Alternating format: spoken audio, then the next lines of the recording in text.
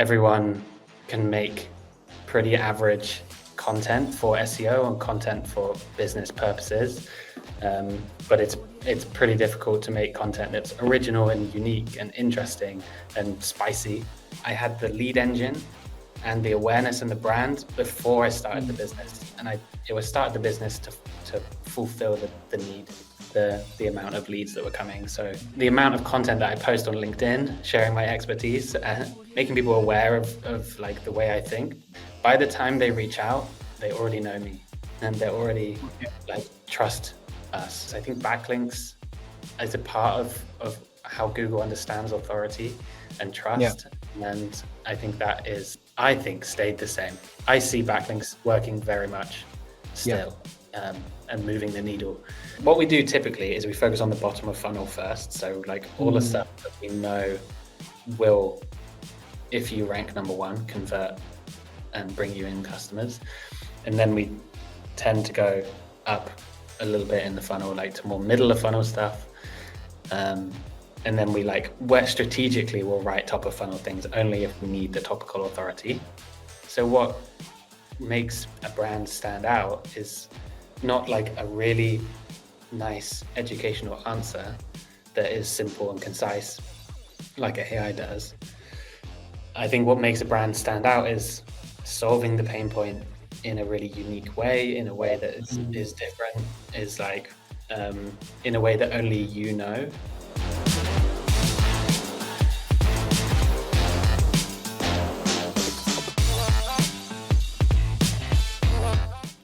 Hello everyone, welcome back to another episode of Let's Unpack.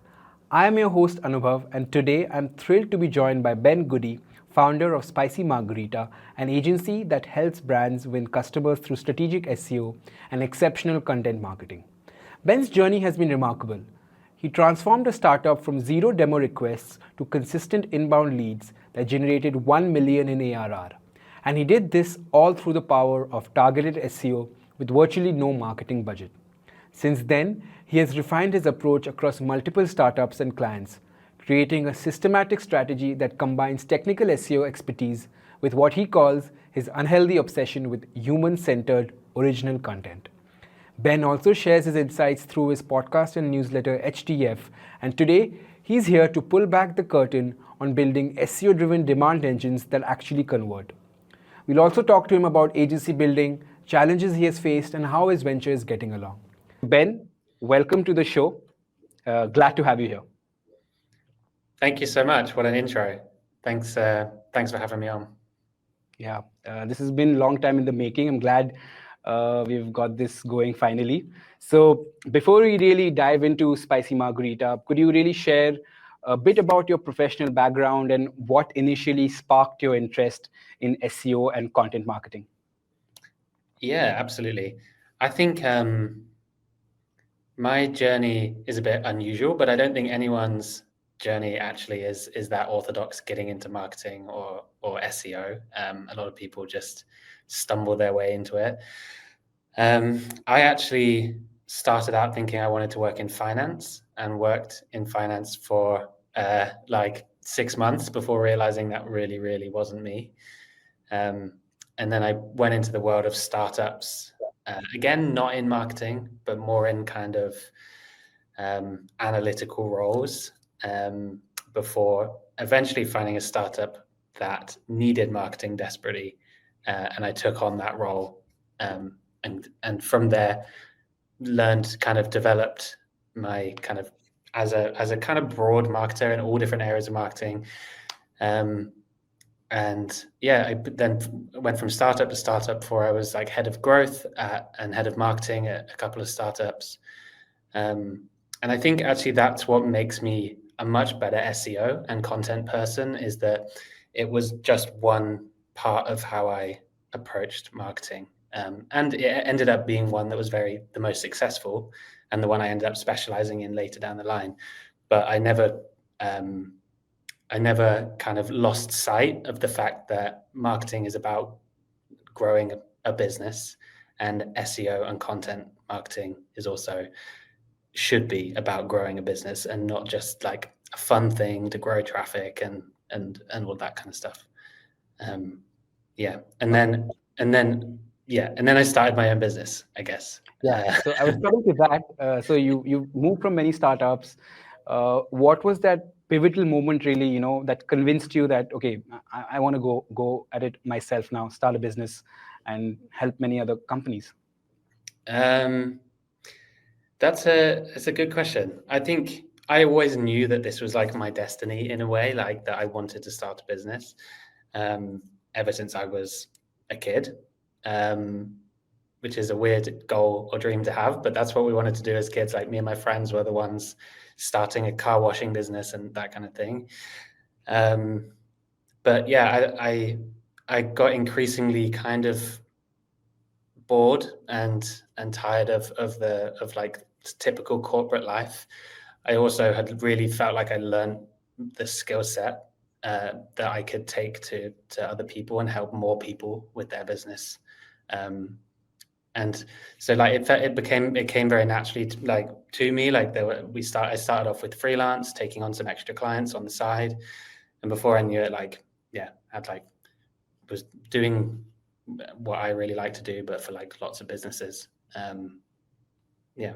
Okay. So tell me, about the origin story of Spicy Margarita, because that name sounds quite unique in its way. Like, where did that come from, and what gap were you really trying to fill in the market with Spicy Margarita, or are looking to fill in the market rather? Yeah, firstly, it's a great drink. So I got to name my business and I thought I'd name it something that I like. But also, what does it represent? So as a concept, it's something that's like vibrant and different and unique, and that is the kind of values we hold as a company in terms of what we do for our clients. Everyone can make pretty average content for SEO and content for business purposes, but it's pretty difficult to make content that's original and unique and interesting and spicy, as what we would call it. So yeah, that's the kind of story behind the name. Really, I think I may need to invent something more crazy for it. More crazy reason, but yeah, I think we just wanted to stand out. Like I know marketers love to stand out, and like marketers are our target audience, of course. It's a cool name for them, and we always get tons of good feedback on it, and it's a good talking point. But yeah, as a business, like that's what we want to fulfill, like doing SEO content and growing businesses in a unique and different way that isn't just about like the same old stuff and the same old story, but it's about building brands and like standing out and being like bringing like who the people behind the brand are like into all of the content and that kind of thing. Great. So before you started Spicy Margarita, you had your own podcast and newsletter, which is still functional, if I'm not wrong, and you intend to keep that updated. So can you tell me a little bit about how that experience has shaped your approach to building Spicy Margarita? Are there any overlaps? Yeah, so the podcast and the community is where it all started, really. It's an SEO and content marketing focused newsletter podcast, and it started off as my way of learning and interviewing the most interesting people I could find, and getting them to sneakily teach me what they know, but also sharing that with everyone. And then over time, it became like the marketing engine behind Spicy Margarita. It did pretty well, and the amount of awareness it got meant that people just started coming to me saying, like, "Can you do this for us?" And yeah, before I knew it, I was like, okay, I need to stop ignoring this and start saying yes to people. In a way, that became sort of like your lead generation process. Like a lot of people just started coming in because they read about you, read your content before, listened to your podcasts. Yeah, absolutely. And I think in some ways, I think I've had an easy ride in starting an agency. And I think it's because I did it that way around. I had the lead engine and the awareness and the brand before I started the business. And it was started the business to fulfill the need and the amount of leads that were coming. So it's And meant you did that not really plan this. It's spontaneous, if I'm not I wrong. genuinely didn't plan this. I really like making content and talking about content and teaching people like the lessons that I'd learned along the way.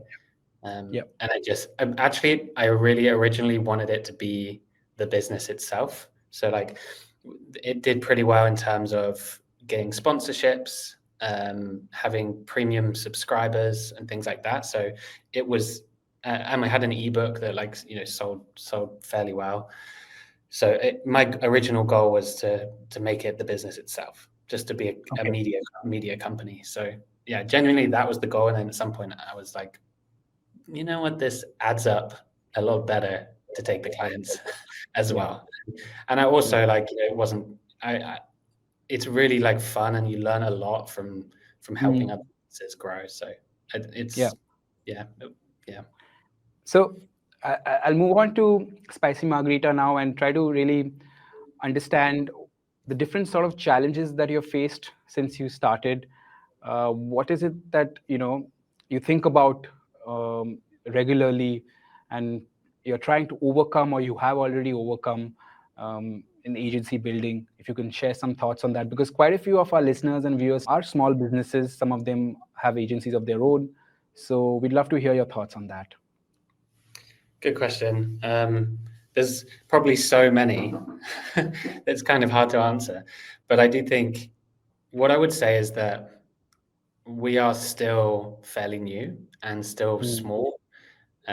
Before anyone's listening, like for context, like we're like 5 people in the core, like 4 people in the core team, plus like 10 freelancers who help us with particular projects. So we're a boutique team, which means like everyone in-house is very like has to be kind of top of their game, or like they have to be the experts kind of thing. So one of the key challenges for me has been essentially learning to trust the team. There's no way that I can scale what we do if I'm 100% involved in everything, which has been really hard. Like I think you mentioned in the intro, like when you're kind of overly obsessed with like the deliverables and how good quality they are, and making sure clients are really happy, you can end up micromanaging and making sure like your eyes are on everything before it moves. And so that's been and that means that you're continuously bogged down with like running the business, essentially doing the deliverables. So that's been like a huge learning for me, is like to make sure, since I hired some really great people, to actually trust them to really teach like my way of thinking and like what I want as like the person who is like kind of set the process and design the process, to actually teach it and hand it over and let the team really run with it. And it was fine for me to be involved when there's 5 people, but if there's 5 clients, but if there's 10 clients, like we still want them to get a really good service and have a really strong relationship with us. And just I can't do it with 10 people on my own. So it has been a huge I can't run 10 clients on my own. So it has been a really great exercise in trusting the team, getting out the deliverables.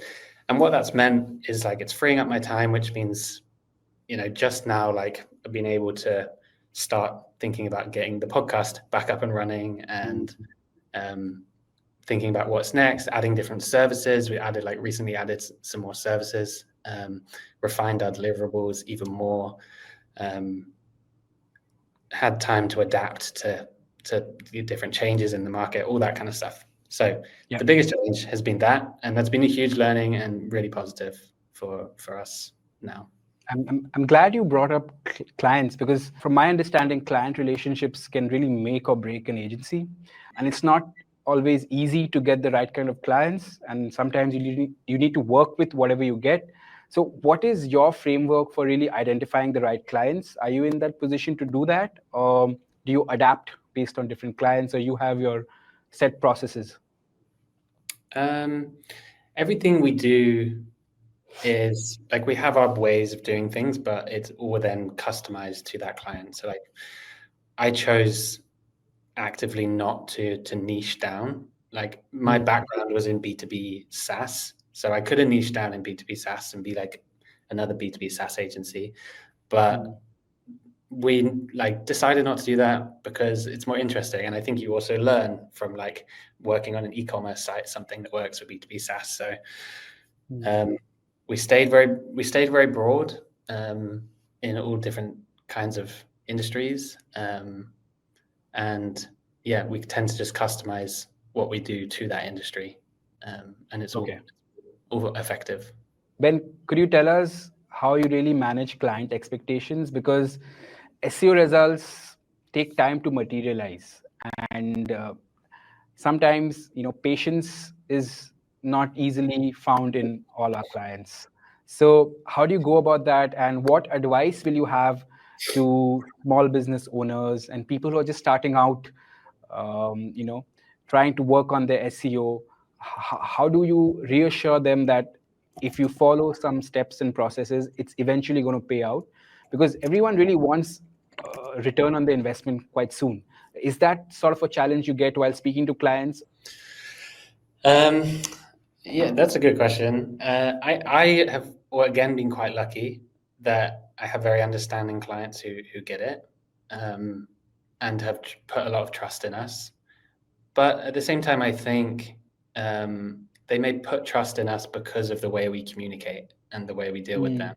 And everything we do is very like, you can tell that we care, I think. You can tell that we know what we're talking about and that we really want the results for the client. So we're not going to like, I know people have some like really bad experiences with SEO agencies in particular. And I think it's very easy to be therefore worried about like any agency that you work for after having a bad experience. But yeah, the way we communicate and onboard clients and the way we like talk to them and show that we're experts is just like, it's kind of natural.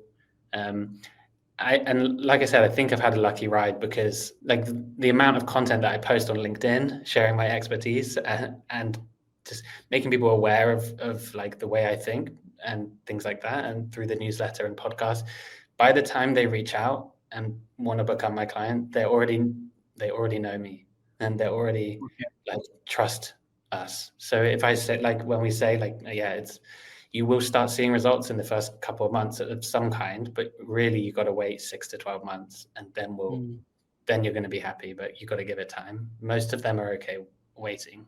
I think from the first part of your answer, the key takeaway from me was, I think, rapport building, and that can happen through honest communication. I think you need to that's one of the key things. Yeah, absolutely. It definitely helps as a business owner to be able to genuinely be interested in your clients and their success rather than just to add another client and make the money. And I think clients can feel that, and it does build rapport naturally if you're just like invested in them and their business. So yeah, cool. Now I'd like to move on to your domain, that is SEO, and really pick your brains out on that. I have a bunch of questions, but we'll start a little broad. So my first question is, SEO is constantly evolving. I recently read one of your posts on LinkedIn where you highlighted the number of updates that have come that Google has made in the last couple of years, to 2024 to be more specific.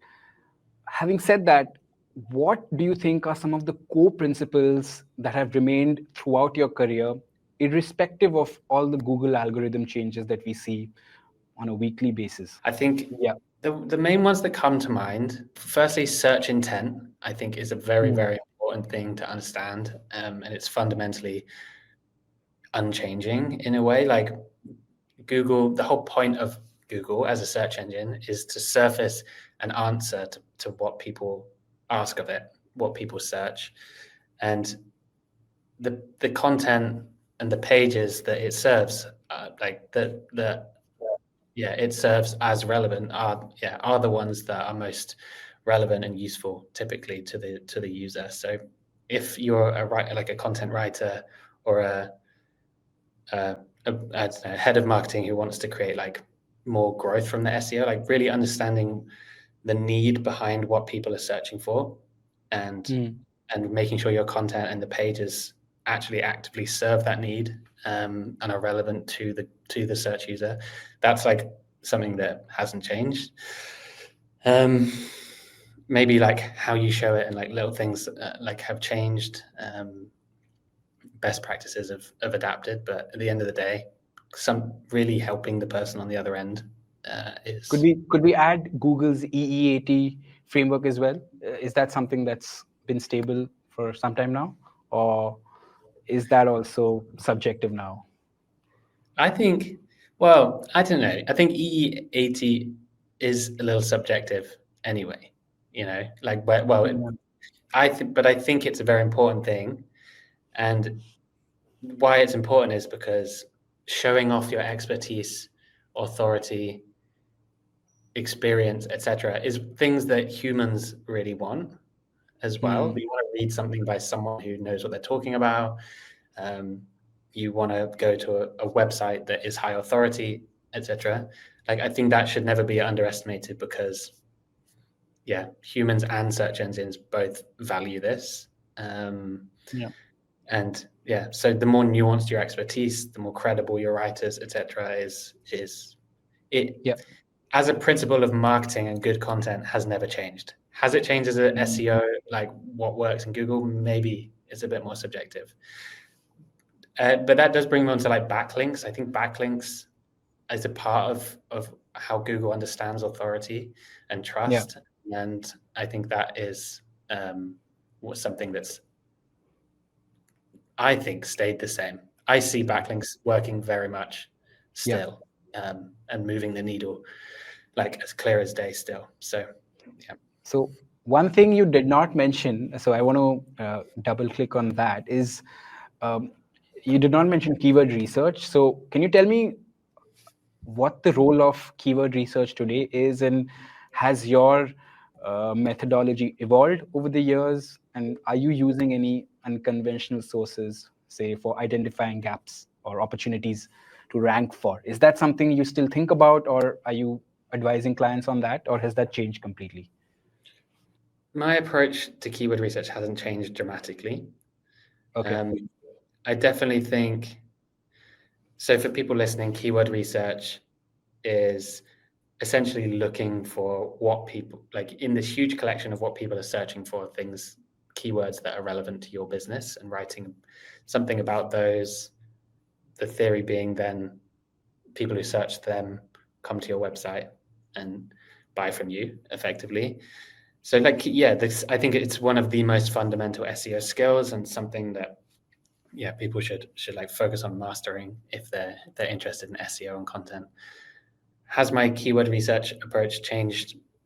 Like, I don't think I was always doing it how people recommend to do it today, I think, which is to, focus more on topics than keywords is one way that people talk about it.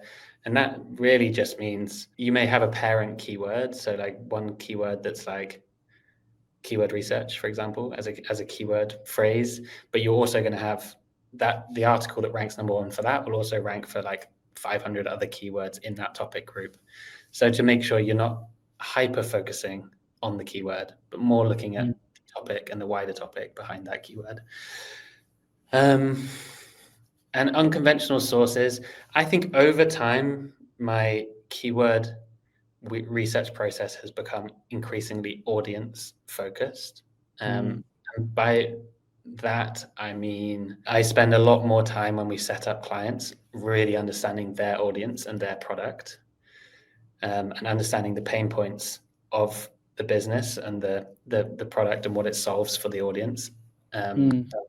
It's very easy to be like, oh, you're an SEO tool, let's just write about SEO. And then you go to the keyword research tool or whatever and just find an easy topic to write about. And it's like, what is SEO? But really there's a disconnect there between what your audience, your particular audience needs and what you're writing about. So I think, as time's gone by, I've got increasingly focused and interested on what pain points do you solve, and can we find the people people using Google who have those pain points and target them specifically. Yeah. Okay. All right. So I'm going to put you on the spot for the next one. Tell me, what's a common SEO best practice that you believe is actually quite counterproductive, and maybe something that some experts perpetuate, but in reality, it's doing more harm than good for businesses? Is there something like that? Do you believe that a perception needs to change about something? I think if I thought about this long enough, I'd have lots of answers. But off the top of your head, is there anything that comes to your mind?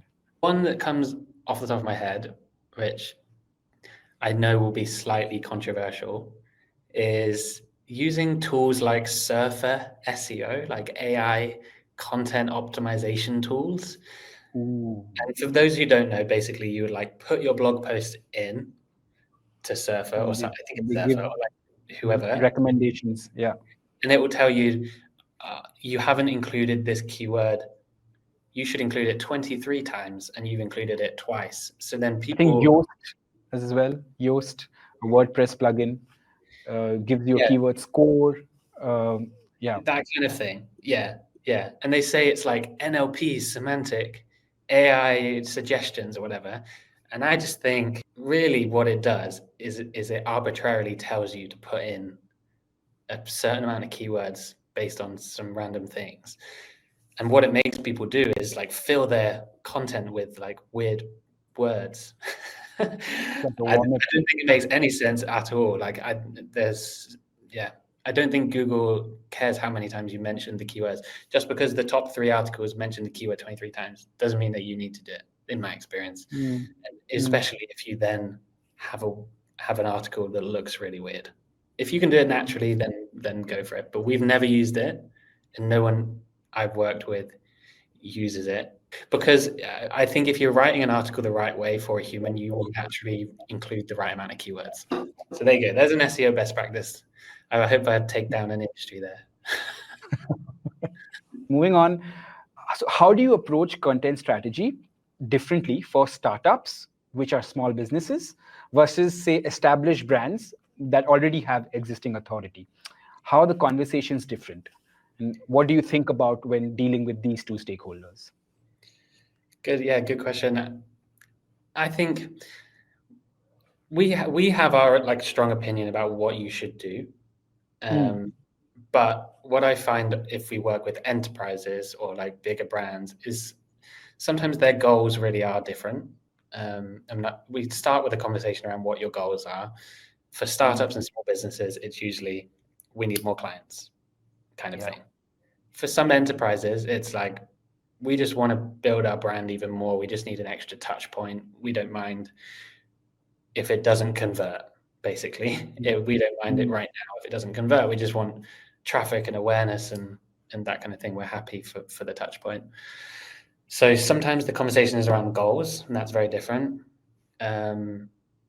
But yeah, I think if we had it our way, we would do the startup way, which is focus on conversions. And then the main difference is, like, if you're a startup, if you're a website that has like no authority, if you have hardly any backlinks, and you're a brand new website, like some of our clients are brand new websites, we know that your number one goal is to bring in new clients and hopefully make enough money to pay for like your spending on marketing and all of that kind of stuff.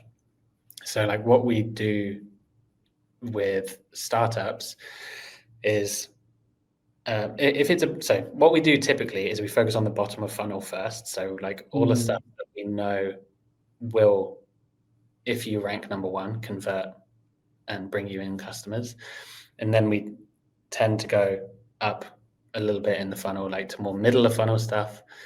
And then where strategically we'll write top of funnel things only if we need the topical authority, essentially. So that's our overall kind of strategy. But if you have a brand new website, sometimes the bottom of funnel stuff is very competitive. So what we'll do is, instead of going across your entire bottom of funnel, all of the bottom of funnel stuff first, we'll do maybe one topic in more depth first. So we might do the bottom funnel, middle funnel, top of funnel for one whole topic. Okay. And that will allow us to help build, because like it will help us get things going and like warm up the site and build more authority. Okay. Because starting from brand new, fresh is it just means it's going to take slightly longer, so we can focus on less competitive stuff first. What do you think are like some of the traps that business owners, or say the first marketing hire of a small company, fall into, and when starting out with their SEO efforts? The one that I'm coming across more and more at the moment is using AI content to write content. It seems like it's really cheap and it's fast. And why wouldn't we do this? But then what we have, once you realize it's not working, and then you come to us, which is what happens a lot, then we have to deal with the mess that is there, and it takes a hell of a lot of work compared to just starting and doing it right the first time.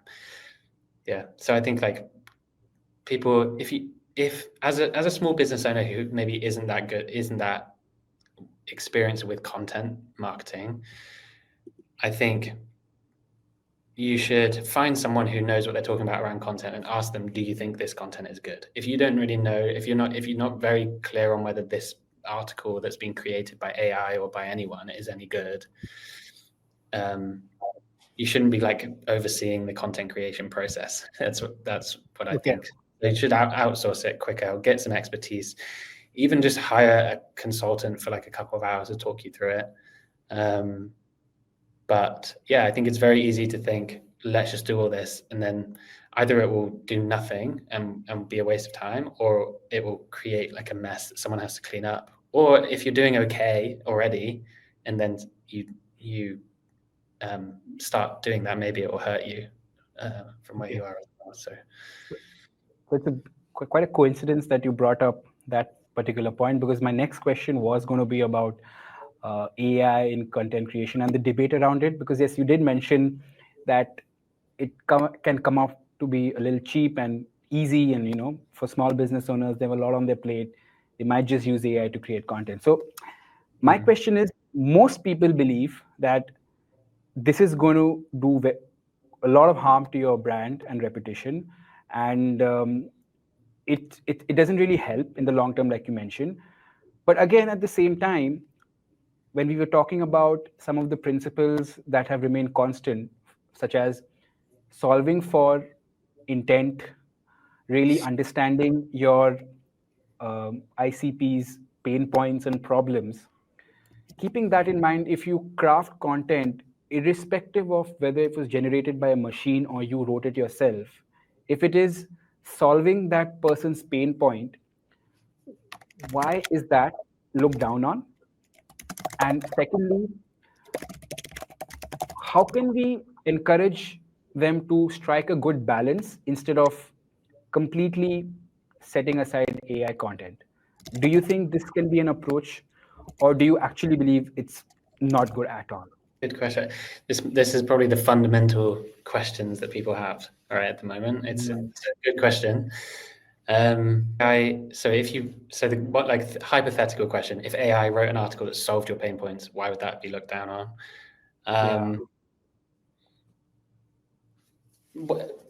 That shouldn't be looked down on, I guess. I think about that a lot, but it's going to show up as 100% AI generated, and that sends a negative signal, right? In my understanding, Google. I didn't think Google right now. They removed. There was like a small part in their guidance that said it should be human written, but they've removed that now. So as long as they don't theoretically mind AI content, I believe now. But what I would say is, if AI can solve your pain points just like that, I don't see the long-term value in writing that article in the first place. For like, yeah, so just for one, if AI can just adequately solve it, I don't see it being that long before Google AI overviews just does it for you. And if it is more challenging to write, then AI will get it wrong, like it hallucinates Okay. or whatever. But more importantly than that, I think it's not about does it solve the pain point, does your content solve the pain point? It's about how it solves the pain point.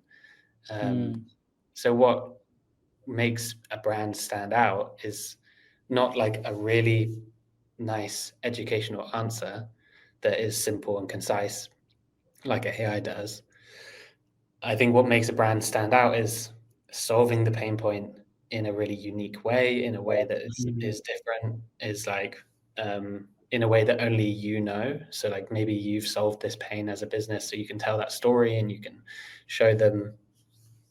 Yeah, or like the way we do it is like you're going to embed the content. You're going to embed your product into this content as a way to solve that pain point. So you're really saying, here's some way to solve this pain point, but if you use our product like this, you can solve it really easily and more quickly. And AI still isn't that good at product marketing, I suppose. So like authentically weaving your product as an answer to a question is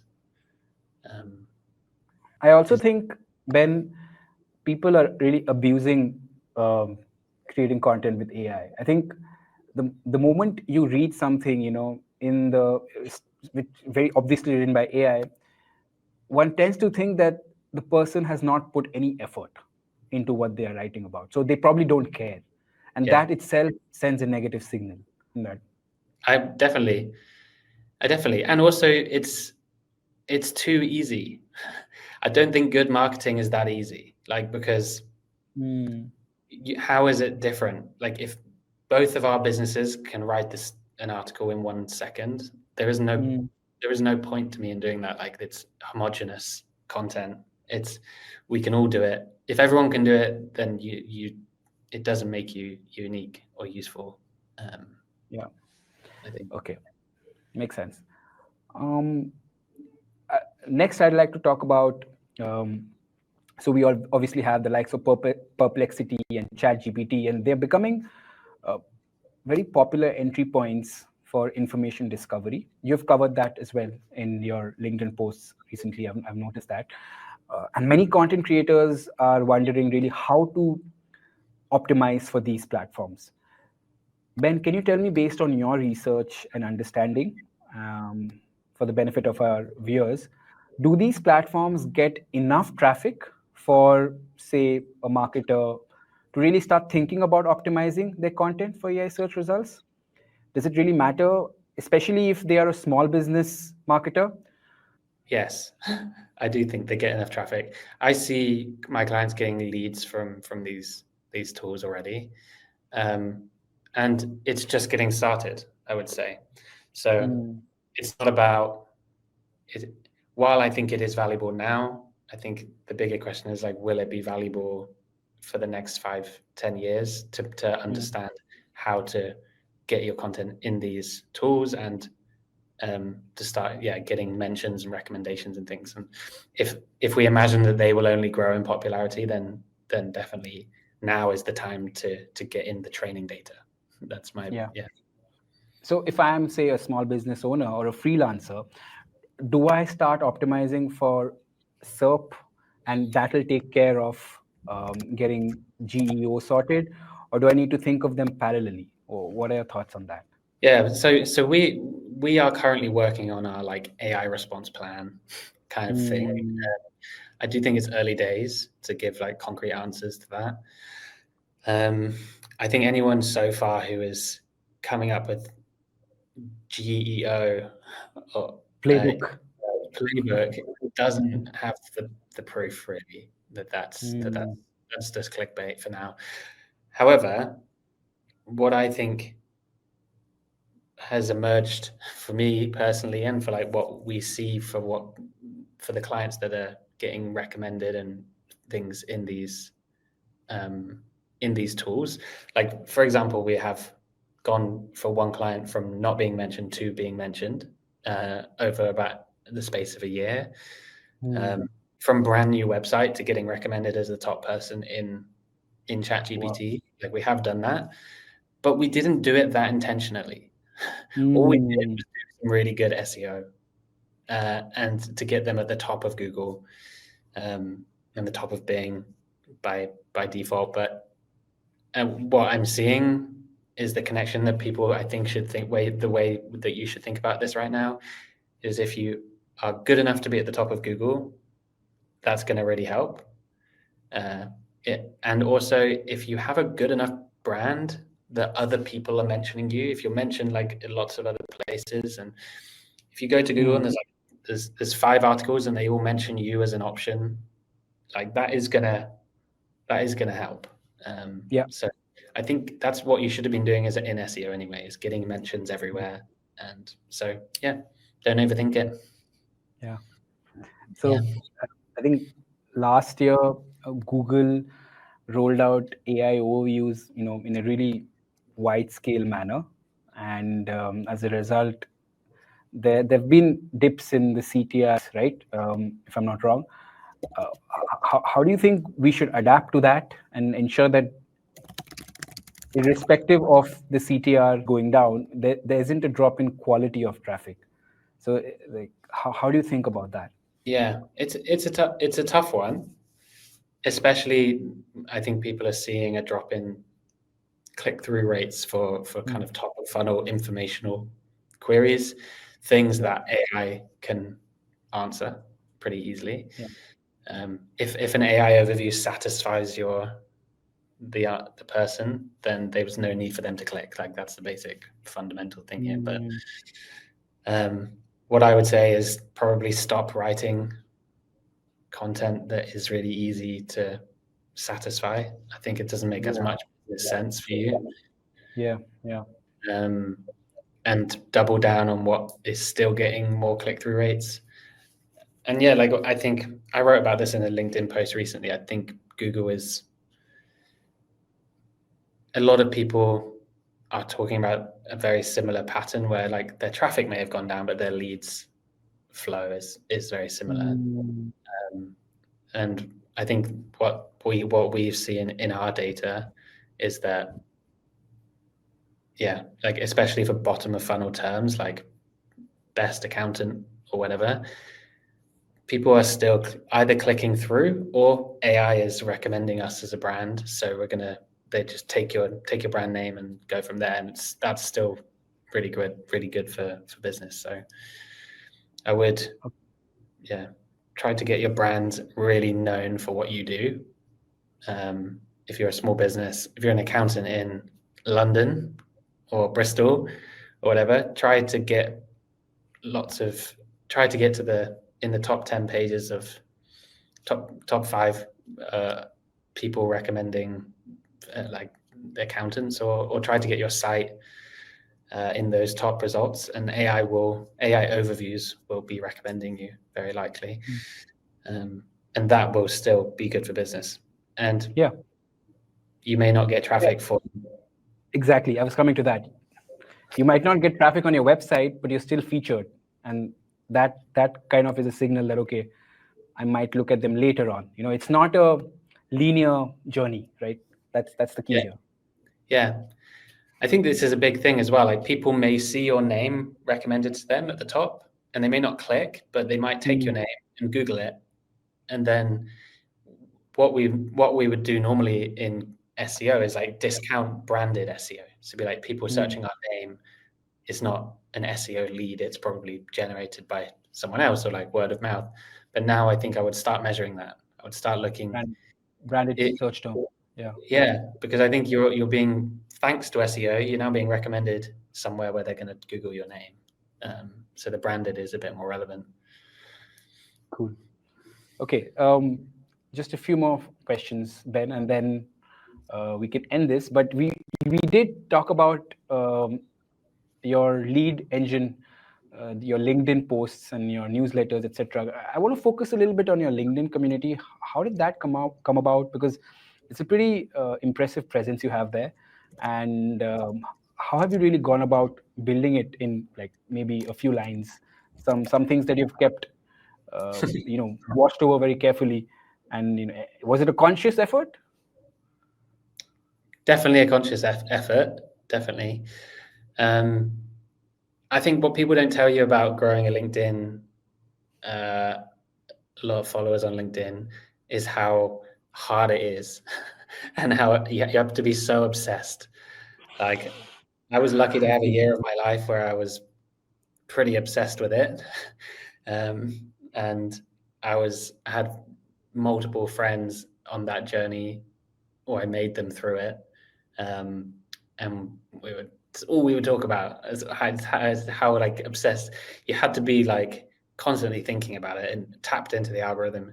And basically, it's hard. Like I kind of, yeah, it was pretty hard. But like for me, like as well, what was important to me, and I think maybe important to the following or brand that I built, was not to be too algorithm chasey kind of thing. Like Mm, a lot of people will just pump out content that is like under research, suboptimal. or Yeah. yeah, just top 10 SEO tips, and then they just put like really basic tips or incorrect tips or whatever. Like that's constant. I see that everywhere. But I would try to be as unique as possible, try to be so thorough and researched. And a lot of the insights came from, like, I would interview people on the podcast and do their case studies, and then I'd write up their case studies. So every week I had really interesting and unique stories from these people, and I was teaching something that was kind of previously hidden, that people don't know about before. So I think it was natural that people would want to hear more of that and follow. Um, but yeah. Great. Yep. Sounds good. So, what's next for Spicy Margarita? What are your plans for the rest of the year? Anything in the Uh, pipeline? lots of ideas right now, that I'm not sure are at full fruition yet. But one thing that's newish for us is that we're like, I think I mentioned right at the beginning that we're kind of having more time to add on new services. So one of the ones that we are adding on is LinkedIn content repurposing. So like we at some point we realized we put so much effort into the long form articles we create for people, and like we make them unique and we interview experts and all of that stuff, but then it only goes on SEO. But because it is unique and original stuff, it actually is quite good for sharing on social media as well. So we've added on now, like, and are testing kind of how that goes at the moment. But yeah, turning those insights into like thought leadership posts on LinkedIn and helping our clients build their brand that way as well. So that'll be a new challenge, branching out a little bit. I think that's the main one for now. Sounds good. All the best with that. Before I close it, I just want to ask you if you have any recommendations for our audience, maybe something that would enrich their lives. Could be anything, a show, an app, a movie, a book that you recently picked up. That's a good question. All right, I'm reading a book at the moment called The Island of Missing Trees by Elif Shafak, Oh, and wow. it is it's so well written. It's about it's very kind of, it's got some history stuff in there too. It's about Cyprus, and Oh, uh, okay. it's yeah. Let me give you the real quick synopsis. It's about a generation of family who kind of get together in the middle of civil war in Cyprus, where the Greeks and Turkish, Christian and Muslim, are fighting, and two kind of lovers, one on each side of this fight, get together, and Oh, wow. a bit of a Romeo Juliet story, to be fair. But then the unique part of this is that there's whole chapters where it's just a tree talking. So I'll leave it at that. It's really good. Nice. Highly recommend. I'll check it out. Cool. Thank you so much, Ben. It was a pleasure having you here. Thank you so much. Yeah, thanks so much for having me on.